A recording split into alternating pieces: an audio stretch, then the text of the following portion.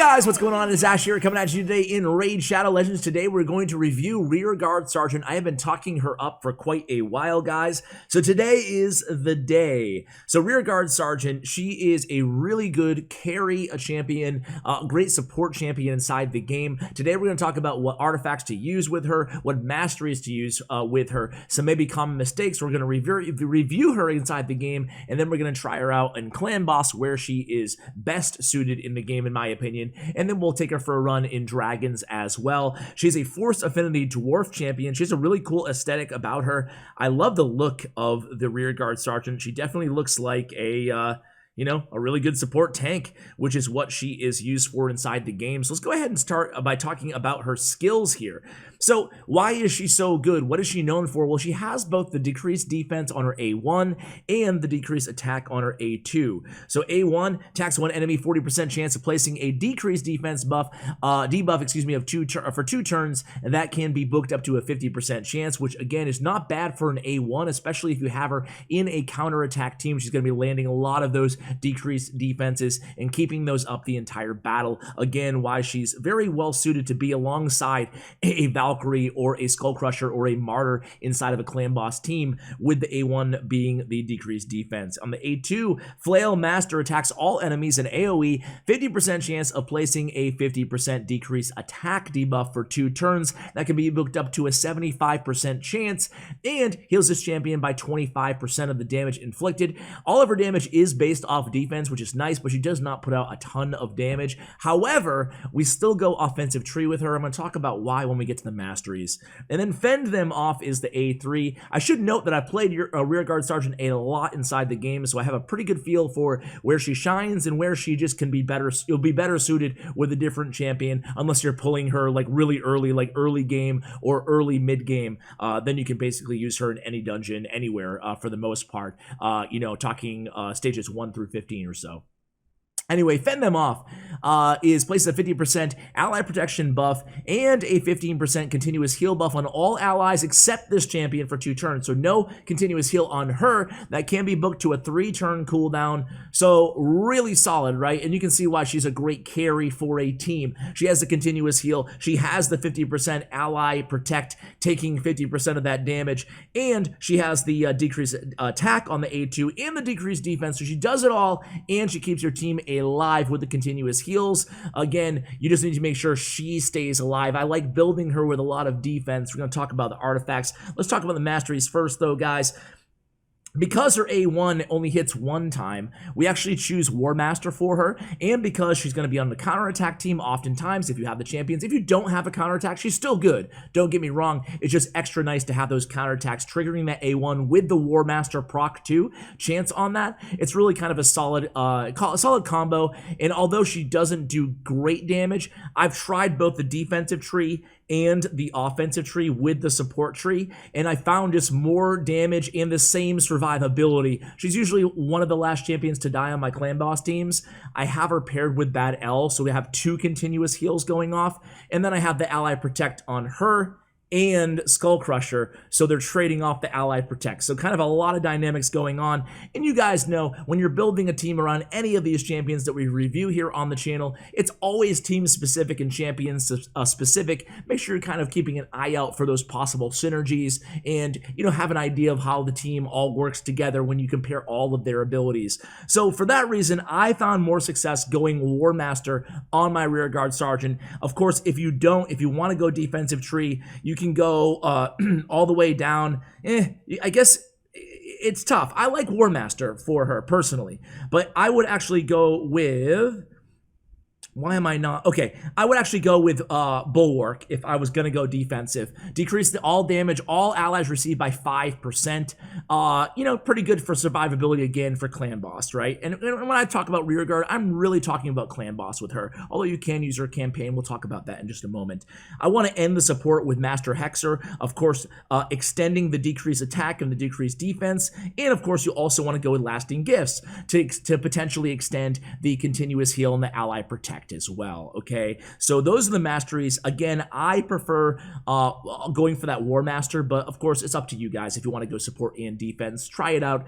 Given your gear, given your team, things might change, right? So artifacts. So stat priorities. I like defense and HP in that order for my Rearguard Sergeant. And then after that, it's all about accuracy, making sure she's consistently landing those debuffs. For that reason, if you look at the total stats here, I have her accuracy at 294. I would like that even to be a little bit over 300, but 294 does the trick even for Ultimate Nightmare. But again, as high as possible. You really can't have too high accuracy. Well, I guess there is a point for everything, but even over 300 is totally cool. If you're just in mid game or you're at like brutal clan boss, just make sure it's you know, it's a priority for you. It's around like 100 to 175 range, okay? Just again, depending on your level, depending on what clan boss level you're attacking with her. But having her land those debuffs is paramount to her value as a champion on your team, is the takeaway there. So we talked about stat priorities.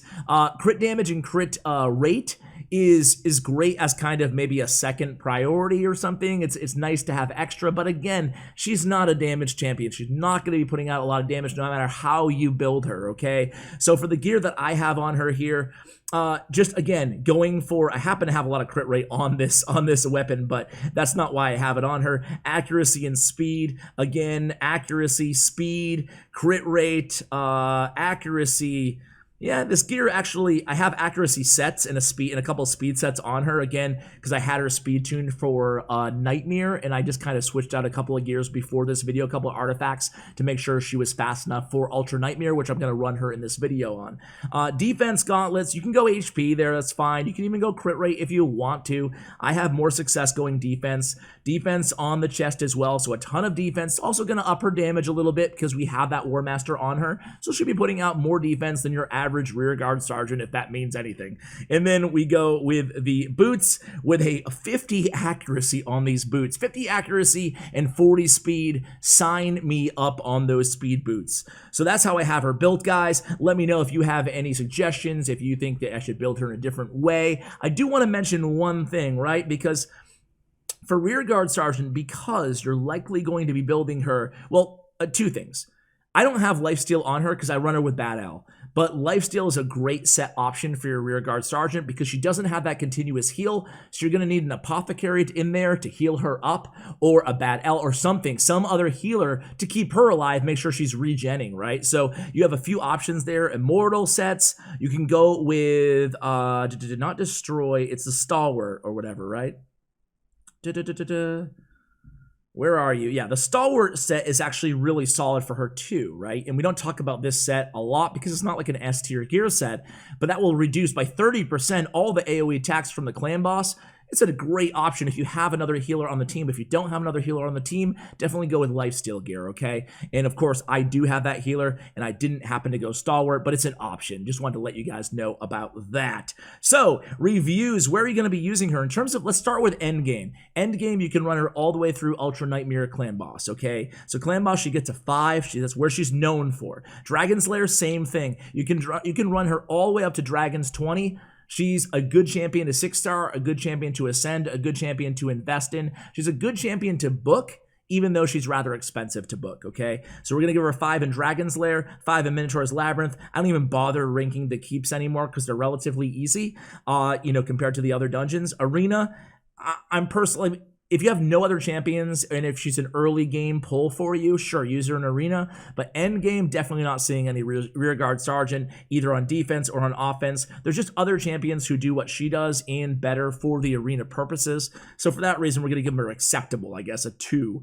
And then campaign. She's not a campaign speed farmer, but she's, again, a campaign champion that you can use in Nightmare in the end game of clan boss, or excuse me, of campaigns, and she's going to help your team stay alive, right? Especially on those trouble levels that you get to where you just can't beat them. She's a good option to keep your team alive, okay? So we'll give her a 5. We'll give her a 4. I don't know. Give her a 5 just because, depending on your circumstances, right? It's so dependent. So anyway, let's go ahead and finish up that ranking. Let's take her into Dragon's 20. The other arenas, I should say, I didn't even rank her in Ice Golem, in Spiders, and in Fire Knight. Truthfully, because I don't think she's that great in those dungeons, right? You can get by with her on spiders if you need the survivability. You can pull a team together to make her work in Fire Knight or an Ice Golem, but I feel like it's kind of sticking a round peg in a square hole because it's you can just do better, right? And she's not particularly great, especially in Fire Knight. She's okay, like average, I would say, in Ice Golem, or maybe even a little bit below average. But in terms of Dragon's Lair, she's solid. She'll keep her team alive. There's the continuous heals going off right now. Everybody's staying nice and healthy here. You can see her own, she has that shield up right now. She's paired with Miscreated Monster, so although she is healing herself on the A2, but it doesn't do a lot of healed damage, but it's enough to keep her alive in a comp like this where she has the shield going up from Miscreated. The only downside to this comp, and it does have what, one legendary in it, two legendaries, one legendary in this comp. The only downside to this comp is it's not super fast. It will be fast when we get to the dragon, but the first two waves on Dragon's 20 are probably going to take me like a minute and a half in this comp, so I'll come back to you guys when we get to the dragon. Alright guys, so we're at the dragon. You can see that I actually lost Tyrell, and then I realized, why do I even have Tyrell in this comp? It's just because I switched things up before the video, so I apologize. This is not an amazing dragon comp. Basically, take out Tyrell and add in anybody else because his abilities are rather redundant to Rearguard Sergeants, right, on the debuffs. But you guys can see we're still going to be able to beat the dragon in under 3 minutes, hopefully, and we're able to consistently get that decrease attack and decrease defense up thanks to Rearguard Sergeant and help keep everybody alive.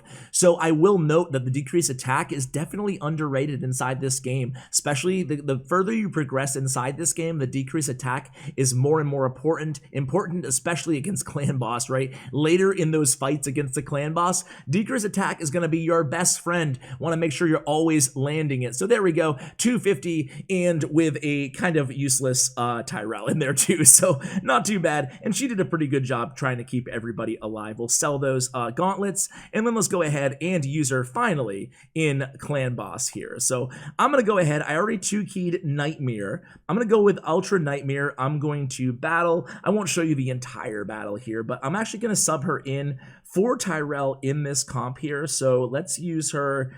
I don't have a good aura in this battle at all, so this is going to have to be it, but we'll go ahead and just see how we do here. I'm going to take it off auto just so you guys can see her abilities and see her kind of in a clan boss fight. I don't know why I have Turvold going first. Actually, I do know why. I kind of screwed everything up, but we're going to try to get the weekend down. And we do land it, so that's good. We're gonna go A1. Obviously, you want the debuffer to be going first here. Again, not perfectly speed tuned right now because I'm trying out Tyrell instead of Rearguard Sergeant right now in my Ultra Nightmare clan boss team. But landing a couple poisons here. Now we have her up. So we're gonna start out with the, and this is something that I see people do a lot, is going with the A2, the Flail Master, just because it's the A2, or even starting out with the Fend Them Off. But early on in the clan boss battles, you do not need to use the decreased attack right in the very beginning, and you don't need the ally protect because, you know, the clan boss is not at his strongest yet. So it's all about, for me, it's all about landing those decreased defenses early on, making sure you have the, if you have a counterattack team, getting that counterattack up, and then you can start, as the battle progresses, and when you need it, you can use the ally protect and the continuous heal, right? You don't always need to just be defaulting to the A3s. I know that might be super, like, obvious to a lot of you guys, but I was watching another video, actually I was watching a streamer, and it wasn't Rearguard Sergeant, but they just kept randomly using a ally protect or a heal when they didn't have to, just because it was like the A2 or the A3, and it seemed like you should just auto to the A3, right? So now I do have the decreased defense up, so now I can go with the decreased attack. We have one debuff spot left. Do we, or did I miscount that? 1, 3, 4, 5, 6. Yeah, we have 9. All right, so that didn't land that time. But basically, this is the gist of it, right? So in the early on, I'm only going to be using her A1 until we land that decreased defense. Then I'm going to be moving on to the decreased attack. Then later on in the battle, it will be more important to use her second and her third ability to make her team stay alive. And of course, well, to make your team stay alive, both with the decreased defense and also with the ally protect. So this time, I can't even fit a debuff on. So it's a good time to go ahead and land that ally protect on everybody and get a little heal going. That's also going to boost Turvold a little bit, get 4 buffs on him for the Judgment ability. So, guys, I'm going to go ahead and break off. I'll go, I guess I'll go manual this entire fight. Then I'll come back at you guys and see how we did. Be right back. All right, guys, so we're about 5 minutes or so into this battle. Just landed another decreased defense. Things are getting a little bit more difficult. The clan boss is hitting a little bit harder. So we're going to go ahead and probably just take it from here, land a new weaken. And the nice thing about this is that I have I have 2 champions with a continuous heal. I have 2 champions with Ally Protect, so depending on everybody's HP, I'm able to kind of pick and choose who I want to be landing the Ally Protect based on who has more health between my Skull Crusher and between my Rearguard. So things are looking pretty good here, though, overall. I think things are going pretty well. So at this point, yeah, I can go ahead and I think Turvold's going to have his Judgment up. And I do have the decrease already on, the decreased defense, so now I can just go ahead and fend them off, give everybody a nice buff, because an AoE is coming from the clan boss on the next attack. So now I'll go ahead and use the Judgment from Turvold. He'll hit for $160, $140. Now I can get a little last heal on before the AoE. This is where things get difficult here, obviously. Hitting for a lot of damage, but still surviving here. Again, I am not on auto, so the time is a little higher than it should be. We'll try to land this decrease attack, and we don't. So that was unfortunate, not landing that decrease attack.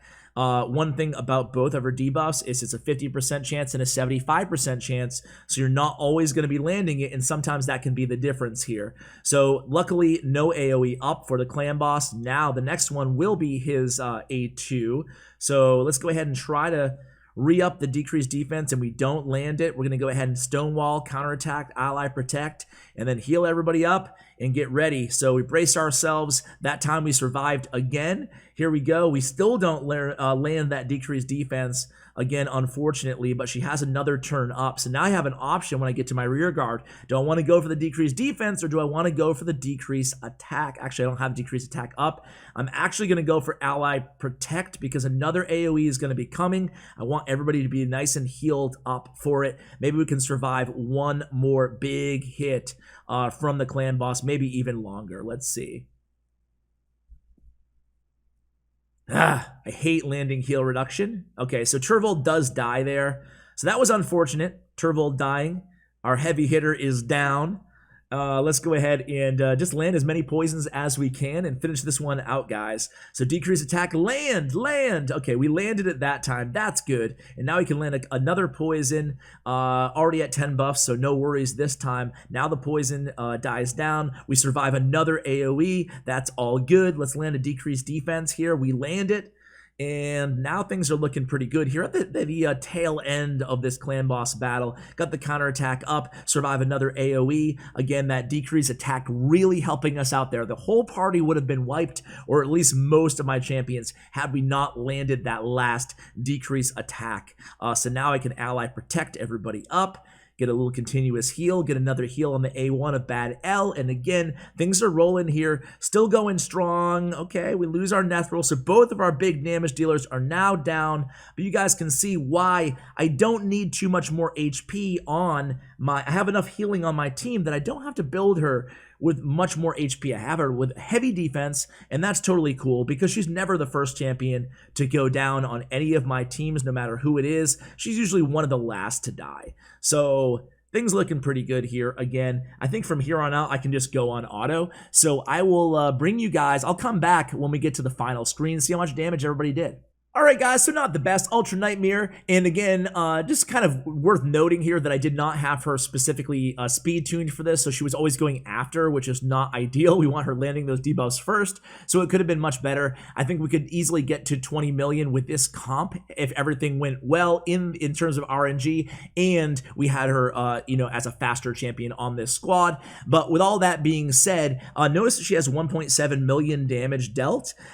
Skull Crusher, she used to, before the War Master, she used to be right around 850k or so in the same team, same clan boss. So that damage of the War Master and having those 2 defensive artifacts on her on the gauntlets and the chest definitely give you that extra million or so here against Ultra Nightmare clan boss. Of course, every team is different. Every champion is really capable of or what they're capable of has a lot to do with the team, the champions around them. So just keep that in mind. But my anecdotal experience is what it is. So just wanted to share that with you guys. Good luck if you have Rearguard Sergeant. She is a really top tier epic champion, especially in Clan Boss. Again, a support, a carry. Guys, I hope you enjoyed this video.